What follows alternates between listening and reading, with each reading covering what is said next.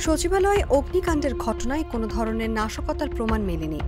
বৈদ্যুতিক লুজ কানেকশনের কারণে অগ্নিকাণ্ডের সূত্রপাত।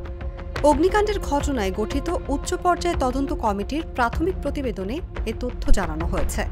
মঙ্গলবার সন্ধ্যায় রাষ্ট্রীয় অতিথি ভবন যমুনার সামনে অনুষ্ঠিত এক প্রেস ব্রিফিংয়ে তদন্ত কমিটির প্রধান স্বরাষ্ট্র মন্ত্রণালয়ের সিনিয়র সচিব নাসিমুল গনি এই তথ্য জানান।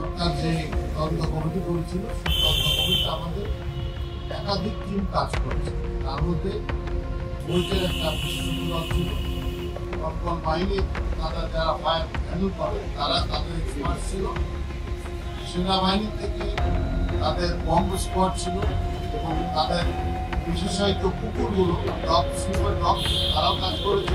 বিকেলে প্রধান উপদেষ্টা অধ্যাপক মোহাম্মদ ইউনুসের কাছে প্রাথমিক তদন্ত প্রতিবেদন দাখিল করে তদন্ত কমিটি। পরে তদন্ত কমিটির একাধিক সদস্য প্রেস ব্রিফিংয়ে অগ্নিকাণ্ডের প্রাথমিক তদন্ত প্রতিবেদনের ব্যাপারে কথা বলেন।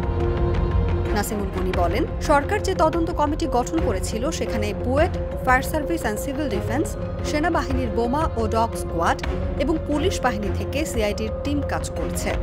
প্রাথমিক তদন্ত শেষে সকলে একমত হয়েছি বৈদ্যুতিক লুজ কানেকশনের কারণে সচিবালয়ে অগ্নিকাণ্ডের উৎপত্তি হয়েছে। এর সঙ্গে নাশকতা কিংবা অন্য কোনো সংশ্লিষ্টতা খুঁজে পাওয়া যায়নি।